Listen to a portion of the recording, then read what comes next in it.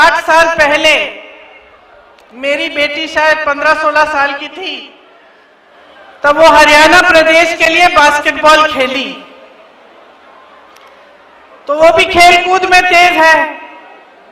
जब उसको यहां आना था एक कैंप के लिए, सर्दी का समय था, मैं भेजना चाह रही थी कि जाए, बाकी बच्चों के साथ अच्छी तरह से खेले सीखे।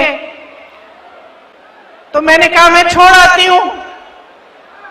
मैं यहां आई, सोनेपत के पास एक जगह थी जहां पे स्कूल में एक कैंप था, कोचिंग का कैंप था। तो सुबह छोड़ना था और शाम को बेटी को घर ले जाना था।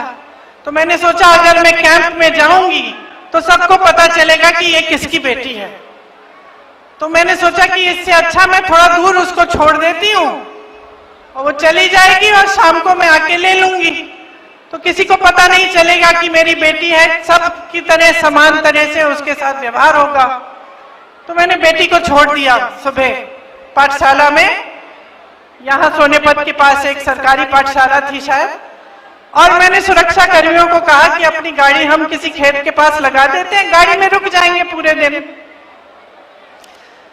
तो बैठी थी मैं गाड़ी में, कुछ 1-2 किलोमीटर दूर था पाठशाला से, और मैंने खेतों में देखा कि एक दादाजी खेत में काम कर रहे हैं।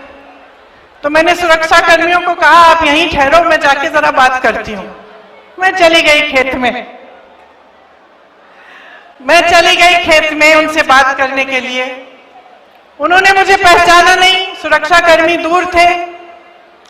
बातचीत हुई, मैंने कहा मुझे सिखा दीजिए कटाई करना।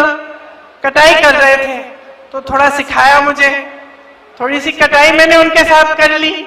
उन्होंने सोचा होगा ये शहर की लड़की है, थक गई होगी, धूप बहुत है, तो कहा कि बेटा घर चलो मेरे साथ, घर में चाय पिलाएंगे, थोड़ा सा आराम कर लेना।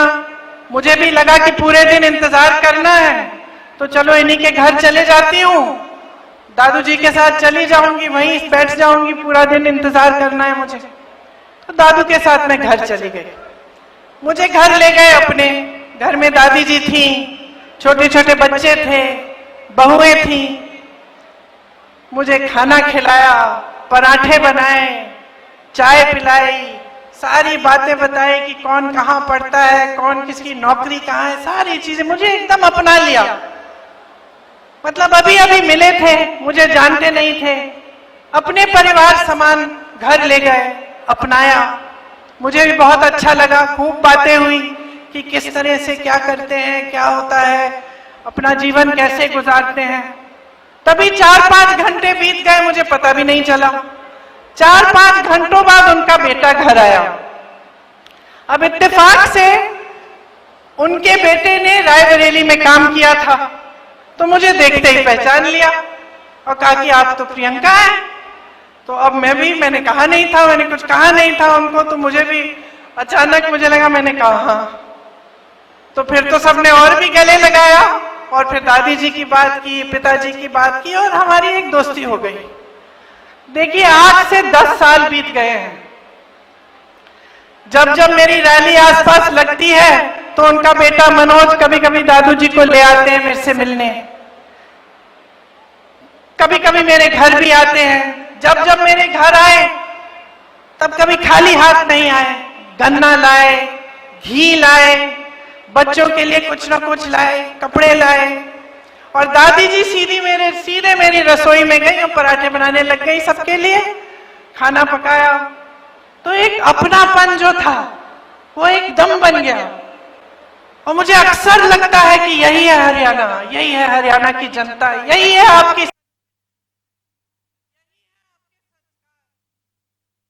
और बात बता देती हूँ कि उन 8 सालों में मेरे से एक चीज नहीं मांगी। कुछ भी मांग सकते थे, जब हमारी सरकार थी केंद्र में तो ठीक है, लेकिन सरकार ना होते हुए भी कुछ भी मांग सकते थे, ये नौकरी दिलवा दो, एक काम करा दो। कुछ नहीं मांगा आज तक मेरे से, सिर्फ मुझे प्रेम दिया है। और मैं समझती हूं हमेशा कि जो आपका प्रदेश है और मेरा परिवार है, उसके बीच जो रिश्ता रहा है उसी का प्रतीक ये मेरा एक छोटा सा रिश्ता जो इस एक परिवार के साथ है वो है।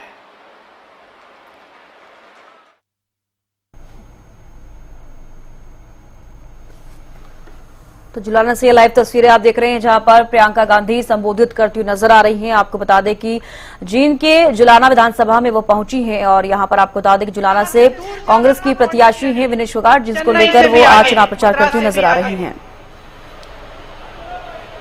वो लड़कियां गई, मैं भी साथ साथ चली गई। मैंने कहा मम्मी हूं, जाना चाहिए। बाकी एक और लड़की थी जिसकी माताजी साथ में थी, बाकी सारी जो लड़कियां थी गांव की लड़कियां थी, खूब मेहनत करके आगे बढ़ी थी। उनके माता पिता नहीं आए उनके साथ। वो वहां पे 4-5 दिन जो टूर्नामेंट थी उसके लिए उन्होंने संघर्ष किया। बहुत गर्मी थी उस समय, मेरे ख्याल से 44-45 डिग्री की गर्मी थी। और जो मेरी बेटी की टीम की कैप्टन थी उसका नाम रितिका था, छोटी सी लड़की थी, विनेश की तरह, तुम्हारी तरह छोटे बाल थे उसके। 102 बुखार था उस लड़की को, लेकिन वो खेलती रही, रुकी नहीं। डांट खाई उसने अपने कोच से। टीम को जिताने के लिए उसने इतना परिश्रम किया। मेरी बेटी घर आके मुझे कहती है, माँ 102 बुखार था उसको, अगर मुझे बुखार होता तो तुम घर ले आती, बोलती कि ले जाओ अभी नहीं खेलना है।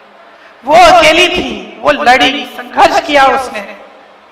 हमारी पूरी टीम उसके साथ खड़ी थी, लेकिन वो अकेली लड़की 102 बुखार लेकर वो खेलती रही, वो रुकी नहीं। तो मैं समझती हूं कि हर लड़की, हरियाणा की हर लड़की के दिल में ये आग है। हर बेटी ने संघर्ष किया है अपने अपने तरह से।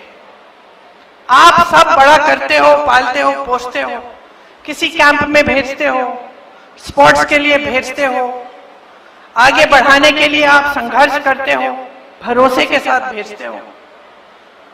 मैंने भी जब जब अपने बच्चों को भेजा है, चाहे स्कूल में, पाठशाला में, कोचिंग कैंप में, तो कुछ भरोसा होता है अध्यापकों पे, कोच पे, आगे जो संस्था है उस पे भरोसा होता है कि चलो हम भेज रहे हैं अपने बच्चों को, आप कम से कम हमारे बच्चों की हिफाजत कर लोगे। बच्चा भी देश के लिए, प्रदेश के लिए लड़ रहा है, संघर्ष कर रहा है।